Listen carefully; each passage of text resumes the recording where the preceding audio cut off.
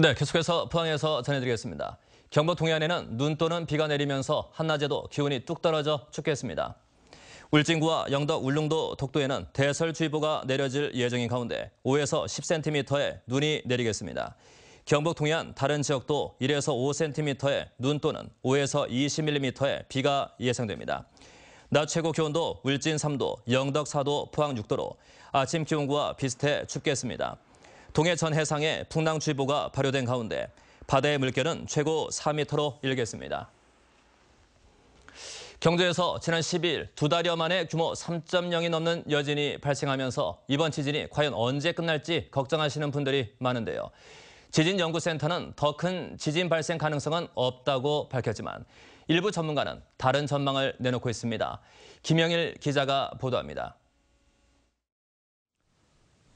이번에 발생한 지진 규모는 3.3.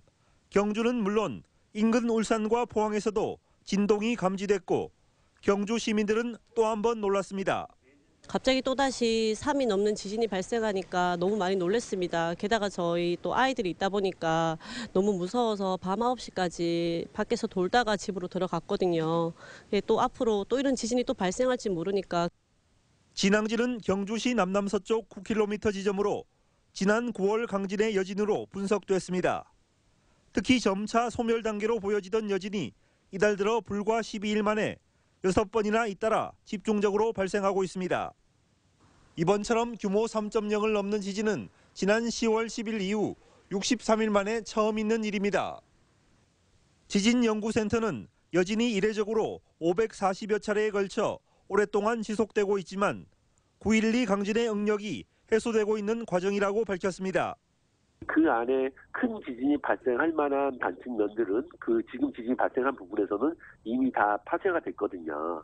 추가적으로 규모 5점대의 지진이 발생할 가능성은 상당히 희박하다고 보시면 됩니다. 하지만 반대의 주장도 제기되고 있습니다. 2달 만에 규모 3을 넘는 여진이 발생한 만큼 인접한 더 큰 활성단층에 영향을 미칠 경우 규모 6 이상의 강진도 언제든지 발생할 수 있다는 겁니다. 계속 여진들이 만약에 발생한다 그러면 그런 미소 지진이 또 이어지면 더 큰 지진을 이제 건드릴 수가 있거든요, 단층들을. 5.8이 좀 더 큰 지진, 6 넘어가는 지진의 어떤 전진처럼 될 수도 있는 거거든요. 유례없는 강진과 함께 끝을 알 수 없는 여진이 이어지면서 시민들의 불안감을 줄일 수 있는 정부 차원의 대책이 시급합니다. MBC 뉴스 김향일입니다. 국민안전처가 전국 시군구의 화재와 교통사고, 범죄 등 7개 분야의 안전지수를 지역별로 5등급으로 나눠 공개한 결과 울릉군은 화재와 교통, 범죄 3개 분야에서 1등급을 차지했습니다.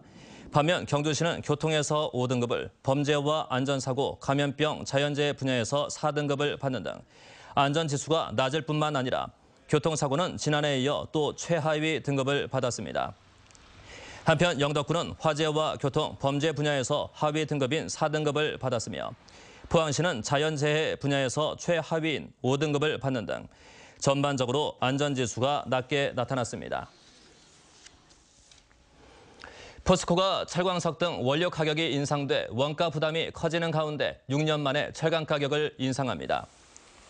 철강업계에 따르면 포스코는 내년 1월 첫 출하분부터 열연 강판구와 냉연 강판 판매 가격을 현재 7, 80만 원 선에서 톤당 12만 원 올릴 예정입니다.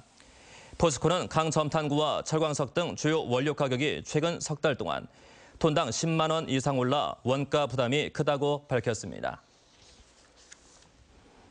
철강업계 불황이 이어진 가운데 기부액도 줄어든 것으로 나타났습니다.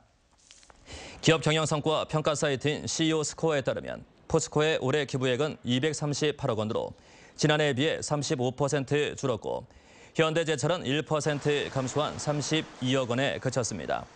철강업계는 경기 불황에 따라 전체적인 매출이 감소하면서 회사마다 기부금도 줄인 것으로 분석했습니다. 올 들어 연근의 어획량이 크게 줄어들어 사상 최악을 기록할 것으로 전망됩니다.